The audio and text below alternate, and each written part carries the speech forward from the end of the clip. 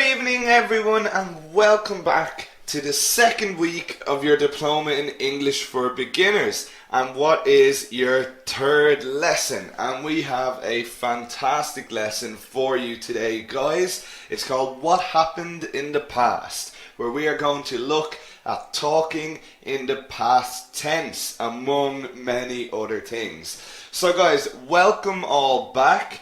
I hope you had a fantastic weekend.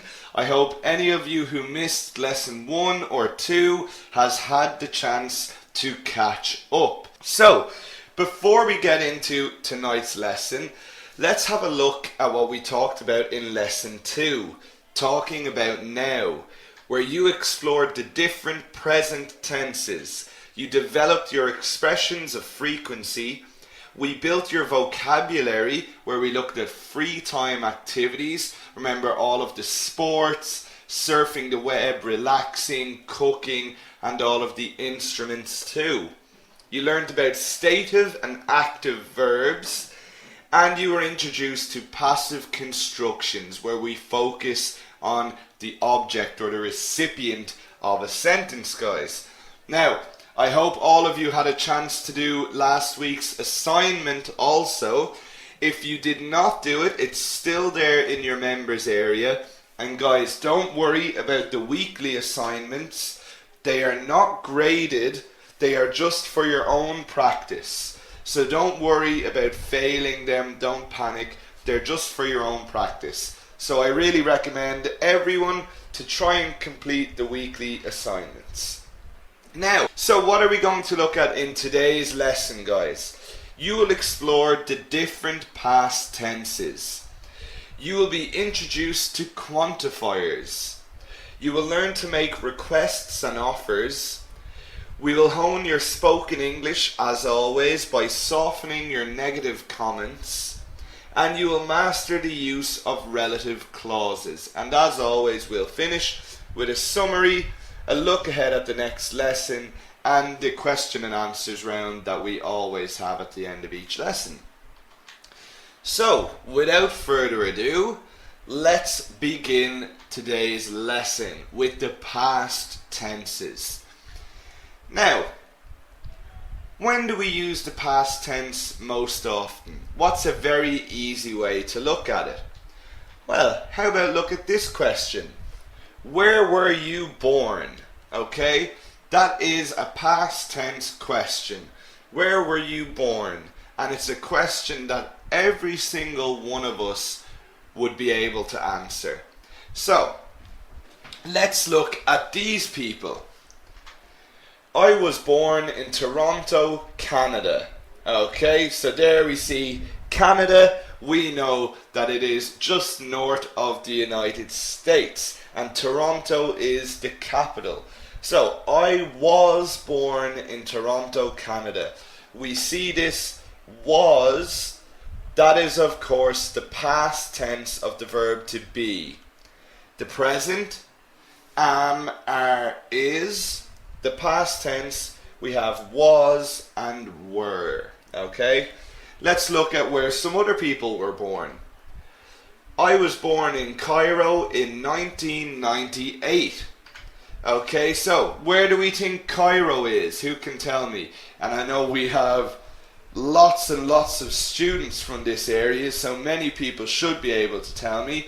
Cairo is the capital city, of course, of Egypt. Of Egypt, exactly. Oh, and I apologize. Jerome has just pointed out that Toronto is not the capital city of Canada. I apologize, Jerome. I always make that mistake. Toronto is not the capital, it is Ottawa. Okay, so I was born in Cairo in 1998. If you want to add in the year also, you can simply put a comma in and the year. So for example, I was born in Dublin in 1990. Now what about the next person? My mother was living in London when I was born. And of course, London is in the UK. So look at this sentence. My mother was living in London when I was born. we have two different tenses here. We have the past continuous and the past simple. And we're going to look at those in more detail in just a second.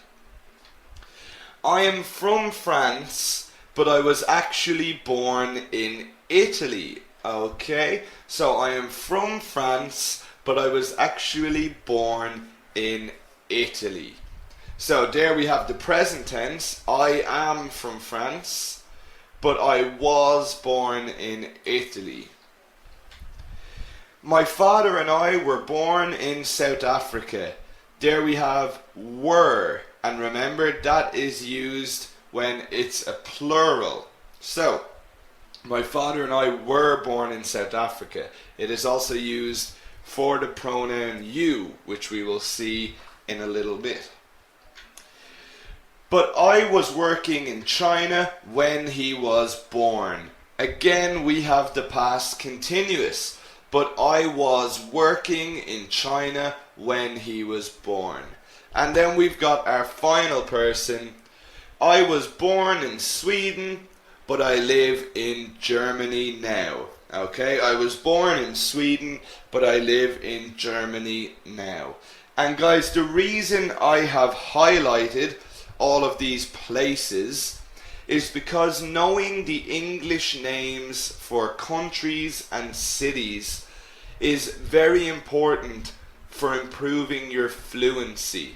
Okay, you may not think it is important, but using the English names for countries and cities helps your fluency a lot.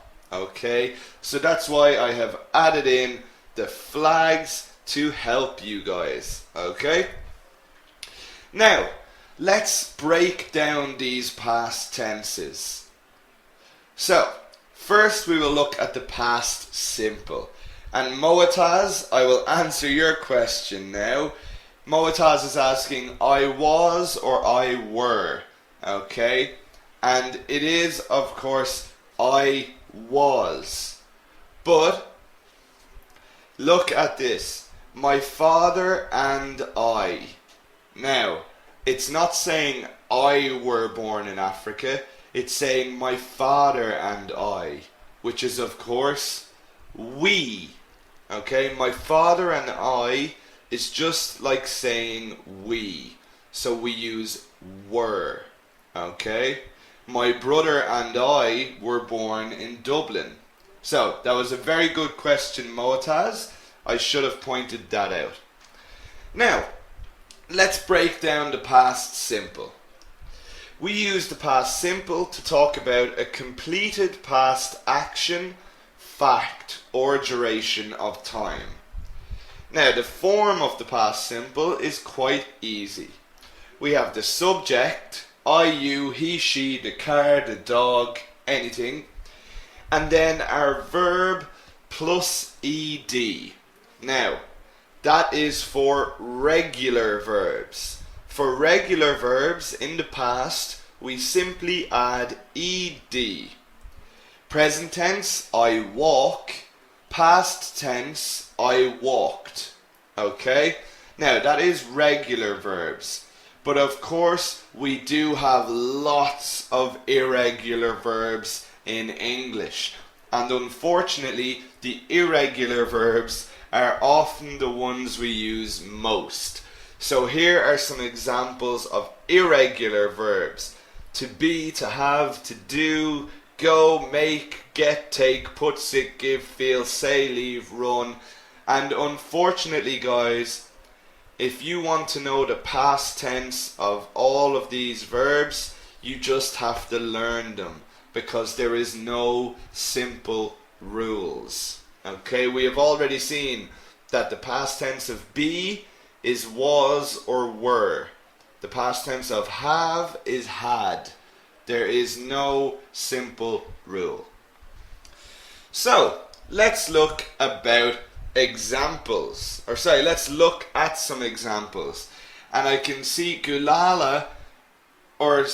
Yusuf saying we use the present simple to talk about facts. Now, wait for the examples here. I watched a movie yesterday. the past tense of watch, add an ed. I watched a movie yesterday. So that is a completed past action. Jenny was a quiet child. Okay? That is a past fact. Okay, so do you understand now, Yusuf? It is a fact, but it's a fact from the past.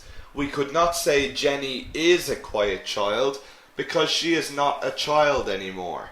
So Jenny was a quiet child. They stayed at the beach all day. Okay? A past duration of time. They stayed at the beach all day. They went around the corner. Oh, I apologize. I've got a typo here. There should be a Y there. They went around the corner. My mistake, guys. I am not perfect. Okay? So, went is, of course, the past tense of the verb go. Now, what about negatives and questions? So, just like the present simple, we need to bring in the auxiliary verb do. Now, because it's in the past, we put the auxiliary verb in the past. So the past tense of do is, of course, did, guys. So, I did not watch a movie yesterday. Now, the main thing to remember here, guys, I watched a movie yesterday, ed. I did not watch a movie yesterday. In the negative and the question, we stay in the infinitive of the verb. The easiest way to remember is that only one verb takes the past tense. And in these cases, it's the auxiliary, do.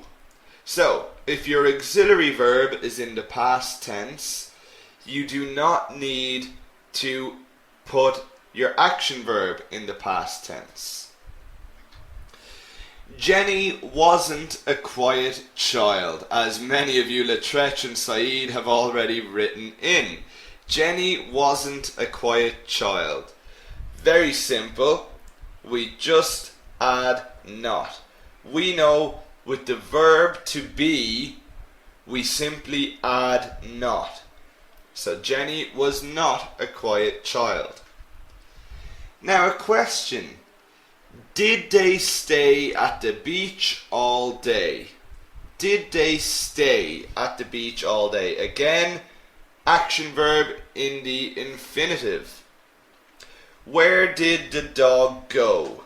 Okay, where did the dog go? So that this was I meant to write the dog here. Okay, the dog went around the corner. Where did the dog go? Infinitive form, not went, go. Okay, guys, that's the most important thing to remember here. Guide is saying the past of the verb be is been. Guide, that is the past participle, okay, or verb tree. So we are not looking at past participles yet. We will look at those in a later lesson. So remember, you always have three versions of different verbs. You have the present tense, the past tense, and the past participle. Or some people call them verb 1, verb 2, and verb 3. So for the moment, we're just looking at the past tense.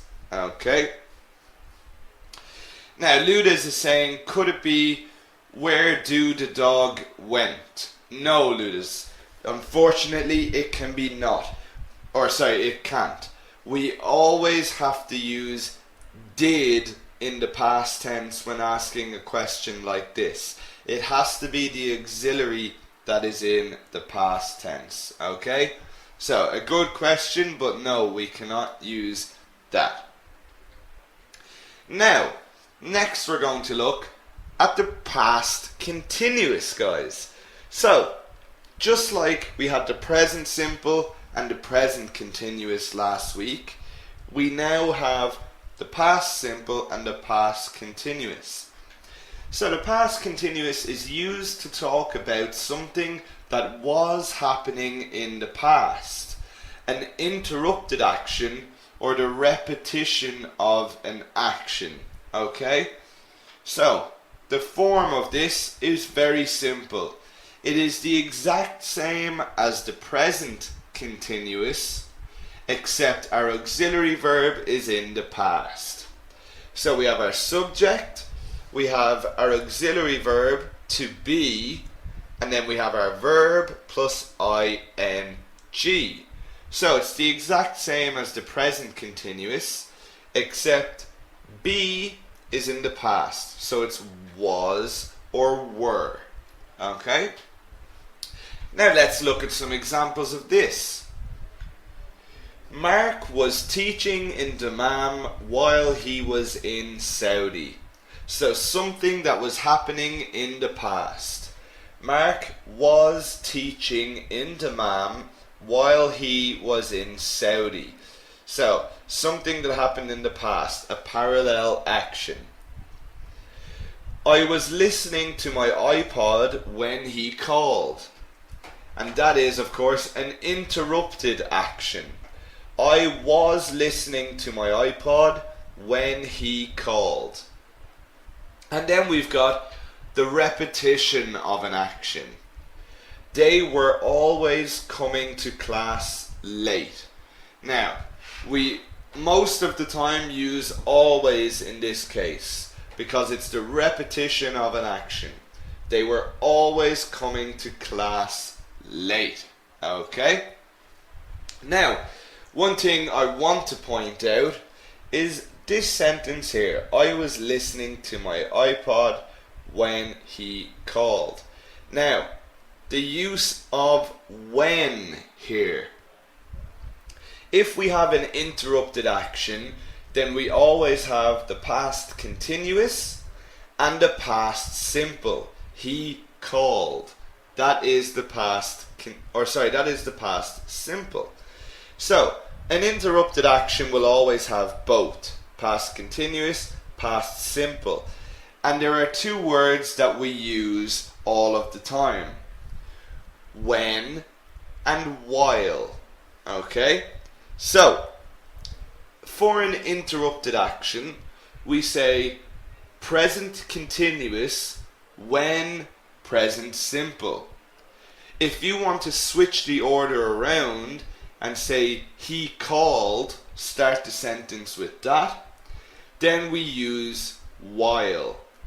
He called while I was listening to my iPod. Okay, so it's a little thing to note, the difference between when and while in those mixed sentences. Now let's look at some negatives and questions. Mark wasn't teaching in Riyadh while he was in Saudi. Exact same as the present continuous, we just add not after the verb to be. Mark was not teaching in Riyadh while he was in Saudi. Was I listening to my iPod when you called? Okay, question form. Was I listening to my iPod when you called? Were they always coming to class late? Okay, very simple. Just start the question with your auxiliary verb as we learned last week. I was listening. Was I listening? They were always coming. Were they always coming? Okay, so we just start the sentence with our auxiliary verb. Now, just like when we looked at the present tenses, I always find the students need to visualize this to fully understand it. So let's look at our timeline again. And we have the past, present and future, just like we did last week. Now let's look at where the past simple fits onto this. So, first of all, we have a completed past action or something that was true. Okay, so a completed past action or something that was true. Then we've also got repetition of a past action. So we can see it happened then, and then. Repetition of a past action. Now let's look at the past continuous. And we use that for something that was happening in the past. So something that was happening for a period in the past. And often it is interrupted by the past simple. An interrupted action from the past. Okay? So that is how they would fit onto the timeline. Now, a question to see who's still with me, guys. Which of these sentences is correct? Does Mark drive to work yesterday? Did Mark drove to work yesterday? Does Mark drove to work yesterday? Do Mark drive to work yesterday? Did Mark drive to work yesterday? So which of those is a correct use of the past tense, guys? So this is the simple past, and I want to know which is correct. Lots of wrong answers came in first, but it is, of course, number 5. So good work, Sarah, Khalid, Ahmed, Mahmoud, Amini, Jassim, Maya, Widat, Motaz. Very good work. So be careful, guys. A lot of people wrote number 2 before they saw this option. Why is it not number 2? We've got did Mark drove. Drove is the past tense of drive. Because this is a question, we do not use it. We say did Mark drive. Remember, we only want our auxiliary verb in the past tense. Did Mark drive? That's in the infinitive. So good work to everyone who got that one right. I know a lot of people are still typing in, and a lot of people got that once they saw it. So guys, let's move on from tenses now and look at some quantifiers. Now, let's not worry about what quantifiers are right now. Let's look at a conversation. So, could I have some cake? Of course. How much? Just a little, please. No problem, I have a lot. Okay, so this guy has a lot of cake, and it's no problem that Mr. A here wants some cake. Now, let's look at some of the words we've used here. Can I have some cake? Of course. How much? Just a little, please. No problem, I have a lot.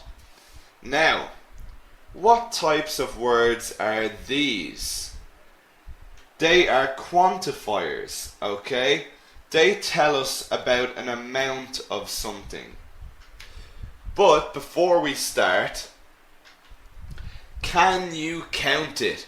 Okay, so we know that nouns are split into 2 categories. We have countable nouns and uncountable nouns. So before we look at which quantifiers we can use, let's make sure we know the difference between countable and uncountable nouns. So, countable nouns are nouns that, very simply, can be counted. For example, a book, an idea, a dog, a city, a team. Okay? These can be counted. 1 book, 2 books, 3 books, 4 books. 1 idea, 2 ideas. Okay? Countable nouns have plural forms. Dog, dogs. City, cities. Team, teams. Okay? So countable nouns. Things that can be counted. Now, a quick reminder of what uncountable nouns are water, information, sugar, oxygen, money, time. Okay, they are examples of uncountable nouns. If you are unsure, like I said, try and count it. We cannot have one water, two waters, three waters. There is no plural of the word water. The same with all of these. Okay? But remember, we can use countable nouns to measure uncountable nouns. For example, a bottle of water, one piece of information, 2 bags of sugar, 3 liters of oxygen. Okay, so we use countable nouns to count uncountable nouns. We cannot count water, but we can count bottles. Okay, we cannot count information, but we can count pieces of information, and so forth. Now, what about money? Okay, we know we can't have one money or two money, so that is where currency comes in. 1 euro, 2 euro, 1 real, 2 reals, or $4. Okay, $1, $2, $3. That is how we count money, by using the currency, whether it's euros, pounds, yen, whatever currency it is. And it is the same with time. How can we measure time? Well, we've got seconds, minutes, hours. Okay, they are all countable. So 5 minutes, for example. Now, let's look at some examples of using quantifiers with these. How many cars have you got? So many is a quantifier, and that is with a countable noun. How many cars? What about with uncountables? How much salt did you use? How much? That is also a quantifier. And straight away, there is a difference between countable and uncountable. We use many with countable nouns and much with uncountable nouns. Lisa is asking, can we say an information? No, Lisa, we would not say an information because we don't, it's uncountable. So you do not use articles with uncountable nouns. Just like you would not say a water or a sugar. Okay? Uncountable nouns do not use articles. Do you have many classes? So there's a question. Do you have many classes using our quantifiers? I can't sleep because I drank too much coffee. Coffee is uncountable.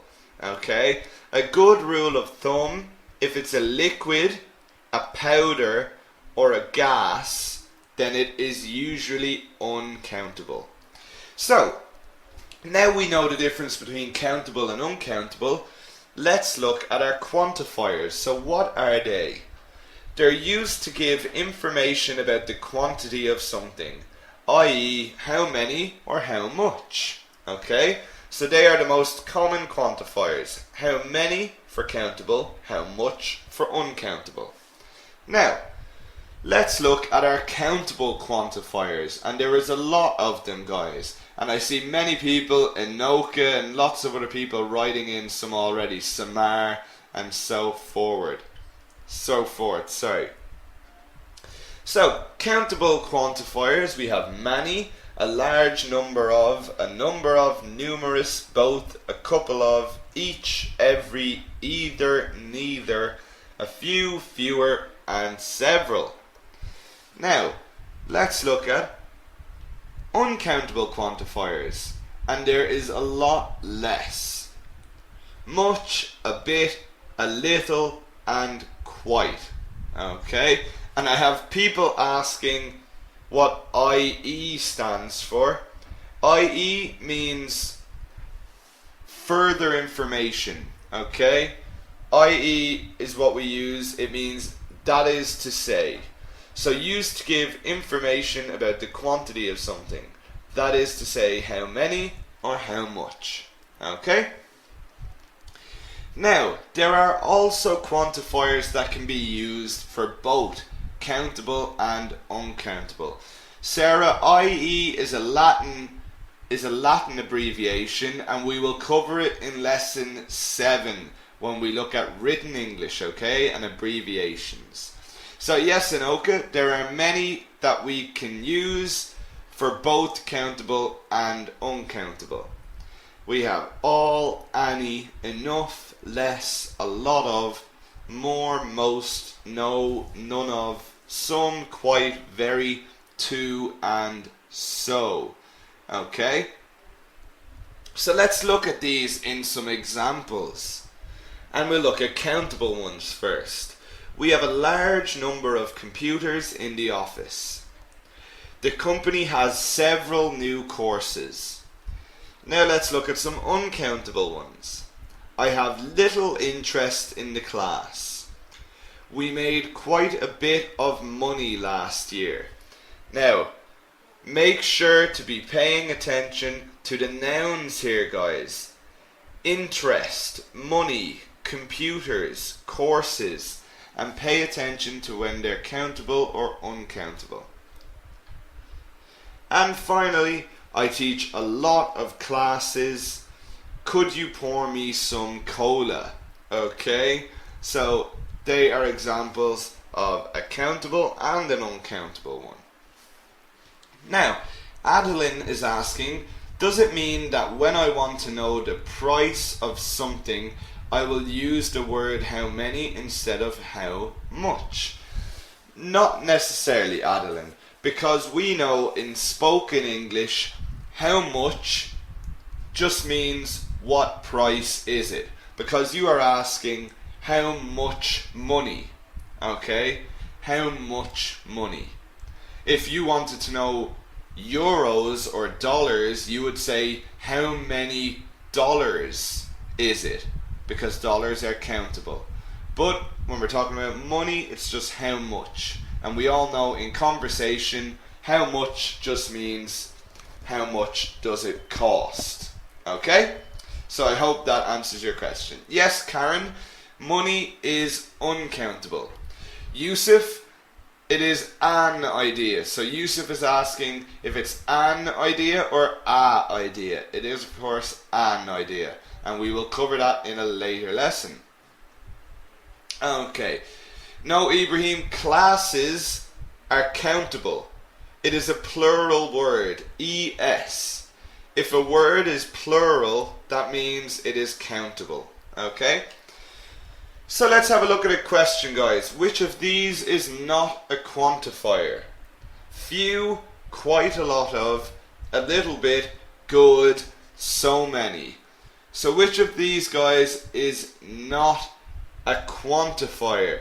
And the first person I saw the correct answer was Mahmoud with number 4. It is, of course, good. Good is an adjective and not a quantifier. So well done, everyone. I don't think anyone got that. Oh, I see one wrong answer. I see one wrong answer. I won't name any names, but almost everyone got that one correct. Now, guys, now that we've covered the quantifiers, it leads us into our next section, requests and offers. Now, what are requests and offers? A request is when you ask for something, and an offer is when you want to give someone something, or when you want to help someone. So, you've got a request and an offer. A request is if you need help. An offer is if you are giving help. Now, these are very important, and let's look at this first. Can you pass me a few chips, please? Now, chips or French fries, as we say.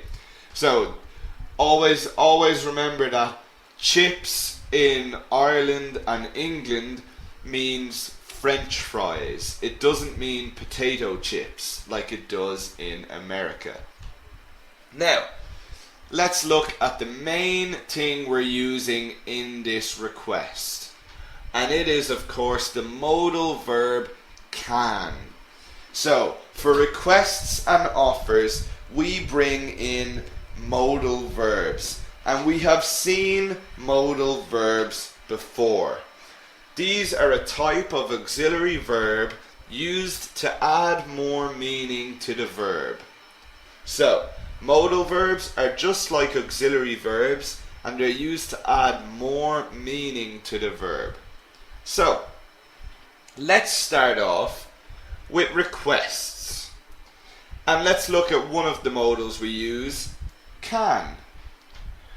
Can I have some more rice? And guys, look at these sentences. Use your quantifiers, okay? Your quantifiers make it more polite and more fluent. Can I have some more rice? If you say, can I have rice? That can sound quite rude, okay? Guys, I will answer that in a second. So you're asking about can or could, okay? Can we watch the movie in your house? Can you hold the door for me, please? Now, next up, we've got could. Could I borrow a bit of money? Could you tell me where the train station is, please? Could we meet again tomorrow? Now, most of the time, can and could are used interchangeably, okay? And there is also may. So, can, could, and may most of the time can be used interchangeably. It does not matter. But, really, could is slightly more formal and polite than can. So, could I have some more rice is a little bit more polite. Next up, we've got would. And most of the time, you would say, would you mind? Okay, and that is extremely polite. So, for example, would you mind picking up a couple of bottles on your way home? And again, notice the quantifiers, a couple. Would you mind picking up a couple of bottles on your way home? We're using the verb mind here. Would you mind? Which means picking, that becomes a gerund. Okay, this turns into a noun like we saw before last week when we add in like or love. Would you mind opening this jar for me? Okay, would you mind opening this jar for me? Or we can also use if. Would you mind if I ate in your car? So they are polite requests, guys, and you can use any of these, but asking for things politely is something that non-native speakers always have trouble with. Now, they have been requests, but what about offers? So look at this. Can I help you? Okay, can I help you? Dahlia, you would not say could you mind. Okay, we would never use could you mind. Okay, we would never use that. So, can I help you? That is an offer. Okay, guys, it's no longer a request, it's an offer. You are offering help. And again, let's start with can. Can I give you a hand? Can I get you a drink? Can I take your jacket? So, if someone is a guest in your house, you can offer them things like this. Can I give you a hand? That just means, can I help you? Okay? Give you a hand is a phrase we use and it means, can I help you? So can I give you a hand? Can I get you a drink? Can I take your jacket? Now, what about shall? Shall I open the window for you? Shall I make a pot of tea? Shall I show you where the shop is? Okay. Now, shall is more formal than can. Shall is more formal than can. And when we use shall, it really means, would you like me to? Okay. Would you like me to open the window for you? Would you like me to make a pot of tea? Okay, so shall is very formal and we don't use it in spoken English very often. Saeed asking what a pot is. So, a pot is what we would fill with tea. If you make tea for a room of people, you would have it in a pot. So a ceramic teapot. Okay? And then the last one we are going to look at is would. Would you like something to drink? Would you like any more food? Would you like me to help you with that? So when we use would, we always say, would you like? Okay? Would you like something to drink? Would you like any more food? Would you like me to help you with that? And guys, don't forget that we can also ask these in a more colloquial way. Now, colloquial means how we speak, okay? A lot of this is quite formal, especially shall. So, colloquial is how we speak in real life to each other. And many people would say, how about some coffee? So, I welcome you into my house. Hi, how are you? How has your day been? Would you like some coffee? Okay, would you like some tea? Or, what people would say most often is, hi, how are you? How about some coffee? How about some food? Okay? How about some dates? Whatever it is that you are offering. That would be a very colloquial way to make an offer. How about some coffee? Now, what about responses to these, guys? So let's look at positive responses. Yes, please. Okay? Very simple. Yes, please. That's the easiest way to answer. Or no, thank you would be the opposite. That would be lovely. Okay, so sometimes you don't even need to say yes. Okay? So, imagine this. Would you like any more food? That would be lovely, thanks. So you don't even have to say yes or no. I'd love that. So how about some coffee? I'd love that, thanks. If you wouldn't mind. Okay? So that is extremely polite. Can I get you a drink? If you wouldn't mind. Or very simply, thanks, that would be great. Thanks, that would be great. Okay? So, there are excellent ways to answer questions. Mohammed is saying, yes, that is very kind of you. Okay? That's also a great way to answer. A very good way to answer. Now, what about saying no? And remember, we want to be polite, guys. No thanks. It's okay, I can do it. Okay? So, shall I open the window for you? It's okay, I can do it. Or, can I give you a hand? It's okay, I can do it. You're not even saying no. Don't worry, I'll do it. I'm fine, thanks. Okay? So, although this doesn't seem to fit the question, can I give you a hand? I'm fine, thanks. It means I'm doing fine. I don't need any help. I'm fine, thanks. So they are very nice replies to these offers. Okay, guys? So they are very worth learning and getting used to. Now, which of these sentences is correct, guys? Would you mind get me a glass of water? Oh, sorry, just would you mind get me a glass? Sorry. Would you mind getting me a glass? Would you mind to get me a glass? Would you mind got me a glass? Would you mind gotten me a glass? So which of these sentences is correct? How do we follow would you mind? And exactly, Maria Paul, brilliant work everyone. Mahmoud, Ola, very good Ahmed.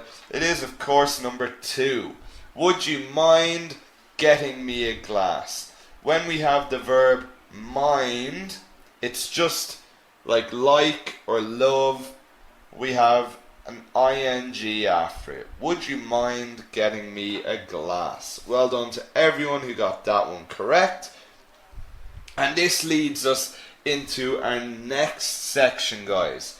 Softening negative comments. So all of the parts of this lesson are all linked together. So, softening negative comments. What do we mean by this? Well, let's introduce you to 2 people. Negative Noel and positive Peter. So, negative Noel says, our room is small. Our room is small. But, remember guys, in conversation we sometimes don't want to sound too negative. So let's look what positive Peter says. Our room isn't very big. So instead of saying our room is small, he says our room isn't very big. And Noel says our room's very small. And Peter replies, well, our room's a little small. It is tiny, Peter. Okay, it's quite small. So, what have we been doing here? Positive Peter is softening his negative comments. Instead of just saying our room is small, he's saying, well, our room isn't very big. He is softening the negative comment. Think of it this way. Your son plays for the local football team. And the coach says to you, your son is bad at football. Would you like to hear that? Your son is bad at football? No, because it's very negative. So, you can soften that negative comment by saying, your son isn't very good, okay? Or your son isn't great. So there are different ways to soften negative comments to make them less negative, okay? So, a tip we use is to use quantifiers and positive words to soften these statements. So let's look at some of negative Noel's statements. Exactly, Khalid. Negative Noel sees the glass half empty. Positive Peter sees it half full. So, exactly, Samara, it's not polite. So, let's say, Noel says it was expensive. So, what could Peter say? It was a little expensive. Okay, so just by adding in a quantifier, it softens that whole comment. It was expensive. It was a little expensive. They are rude. Okay, now, rude is the opposite of polite. So, they are rude. Now, let's see what Peter says. They are not very friendly. Okay, so you can change the word. If you don't want to use rude, you can use a positive word like friendly and have not. They're not very friendly. So that sounds a lot better than they are rude. I earn very little. I don't earn much. The weather was terrible. Well, the weather wasn't great, okay? It wasn't great. We were late landing. We were a bit late landing. So, quantifiers not only tell us about the amount of something, but they can also soften negative comments. And this is all to do with sounding polite in your spoken English, guys. So if you can master the use of these, then it will really improve your fluency. And remember, there are many different ones you could use. It was a little expensive. It was a bit expensive. It was quite expensive. It wasn't cheap. It wasn't very cheap. Okay? So, there are very many different ones we can use here. Okay? Karen is asking a little expensive and a little bit expensive. Can you use either? Yes, Karen, they are both the same. A little expensive, a little bit expensive. They are just different quantifiers being used. We were landing a bit late. Very good, Mushfika, exactly. Very good. Okay, Elaine is asking, what's the difference between thanks very much and thanks so much? There is not much of a difference between them, Elaine. Okay? Thanks very much would be a little bit more formal. Okay? Thanks so much, we would say in conversation. Thanks so much. Thank you so much. Okay? That's the only little difference. But both of them are more or less the same. So, let's look at a question here. But we've got a question from Laura first. Okay. In this occasion, it is an exception because in lesson 2 we saw that state verb cannot be used in continuous senses. And to be is a state verb, isn't it? I'm not sure what you are referencing. What you are referencing here, Laura. If you want to tell me which sentence you are talking about or which case you are talking about, then I would like to clear that up for you. But for now, we'll ask the question. So which of these do you think is the least negative? Okay, the least negative. The exam was quite difficult. The exam was so difficult. The exam wasn't very easy. The exam was a little difficult. The exam wasn't easy. So which do we think is the least negative? Which is the least negative? Lots of good answers coming in. Khalid, Yusuf, Amira, Morella, fantastic work. Tiziana, Sophie, brilliant. It is, of course, number 3 would be the least negative. Okay, the exam wasn't very easy.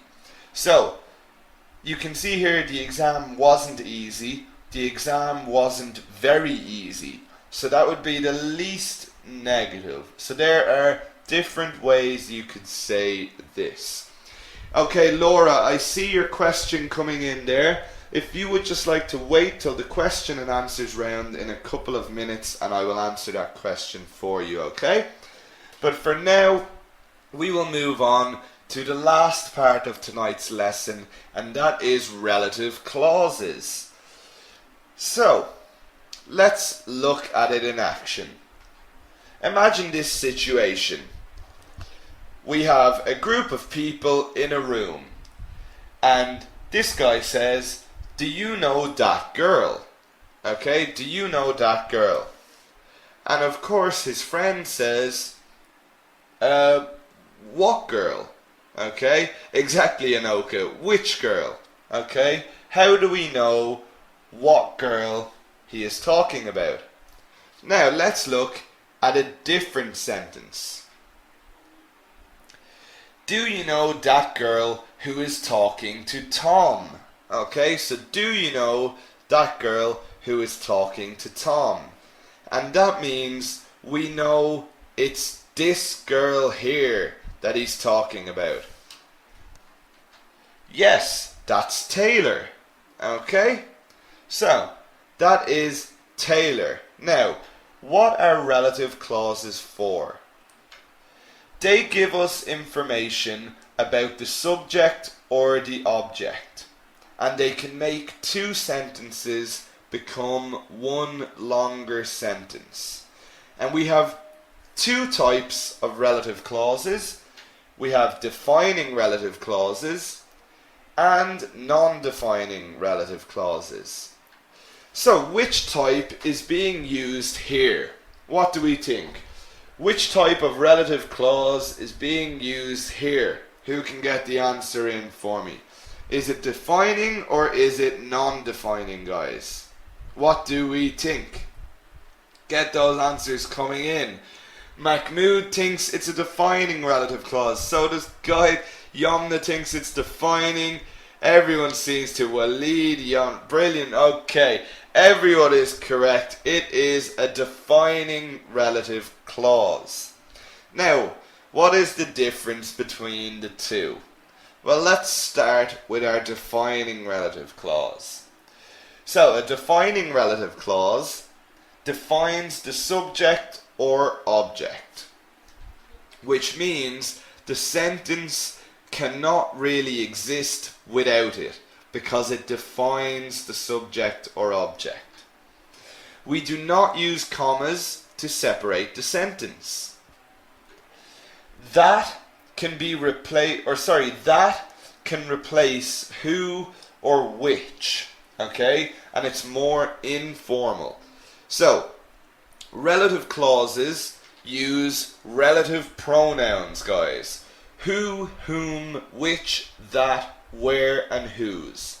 The main ones are who and which. We use who for people and which for things. But in a defining relative clause, we can replace them with that. Okay, we can replace them with that. And let's look at an example. The man who is the CEO of Shaw Academy participated in the 2016 Olympic Games. Now, first of all, I would just like to say that that is completely untrue, because as great a man as the CEO of the Shaw Academy is, he would not be in the physical condition to participate in the 2016 Olympic Games, okay? So please do not tell him I said that, but we're just being honest. Now, I have highlighted the relative clause in red. The man who is the CEO of Shaw Academy. Starting with a relative pronoun and no commas because it's defining. This sentence could not exist without the clause. Without it, it would just say the man participated in the 2016 Olympic Games. What man? I don't know what man you're talking about. So, we need this. It is a defining relative clause. For everyone asking, CEO means Chief Executive Officer. That is the person who runs a business. Okay, so the person who runs Shaw Academy, the CEO. Now let's look at non-defining relative clauses. They provide additional or extra information about the subject or object. So, information that is not needed. It's additional. We use commas to separate the relative clause, and that can't replace who or which in a non-defining relative clause. So let's look at an example here. Bill Gates, who is the founder of Microsoft, participated in the 2016 Olympic Games. Again, guys, this is completely untrue, because also I don't think Bill Gates is in any condition to compete in the Olympic Games, okay? And you can tell him if you like. You can tell Bill Gates I said that. I don't mind about that. So, this is extra information. Extra information. So we separate it with commas, and we know it's non-defining because this sentence could exist without the clause. Bill Gates participated in the 2016 Olympic Games. So it could exist. And that's how we know it's non-defining. Let's look at one or two more examples. We do not sell the phone which you bought anymore. Okay? So there's an example using which. The city of Dublin, where I was born, will always be special to me. Okay? So, they are examples of how we use these relative clauses. They give information about the subject or the object, and they can join one or two sentences together. So let's look at a question now, and the final question of the lesson, guys. Which of these is a non-defining relative clause? Non-defining. Unfortunately, employees that work hard aren't rewarded. Steve Jobs, who was the founder of Apple, was extremely creative. The man whose children I teach is waiting outside. A good boss rewards their workers. So which of those is non-defining? Loads of answers coming in and everyone seems right. Well done, all of you. That's fantastic work. Ahmed, Maya, Mai, Widat. Brilliant. Sama, Ali, Hannah, Fat. So many right answers coming in. I don't think anyone got that one incorrect. And if you did, well, it's late on in the day, so don't worry about it too much. But of course the answer is number 2. Steve Jobs, who was the founder of Apple, was extremely creative. So guys, what have we learned in tonight's lesson? You explored the different past tenses. You were introduced to quantifiers. You learned to make requests and offers. You honed your spoken English by softening those negative comments. You mastered the use of relative clauses. So guys, remember to attend all the lessons live to ask questions in real time and benefit the most. And of course, we're here to help, myself and the support team. So contact us any time you like. Now, what about lesson 4? What will we learn? In amazing descriptions, okay? So we are getting closer and closer to having that fluency in our spoken English. And lesson 4 is amazing descriptions, where you will learn all there is to know about descriptive language. You will explore the difference between ed and ing adjectives. You will master comparatives and superlatives. You will be exposed to limits and restrictions, and you will hone your spoken English, where we will look at adding emphasis. Okay, adding emphasis.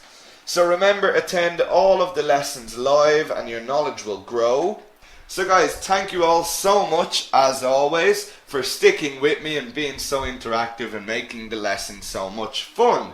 Make sure you join me for lesson 4, amazing descriptions, where we will really be improving your fluency with this descriptive language, guys. So as always, have a fantastic morning, afternoon, evening or night, wherever you are in the world. And I'll see you all in 2 days for lesson 4, guys. Bye now.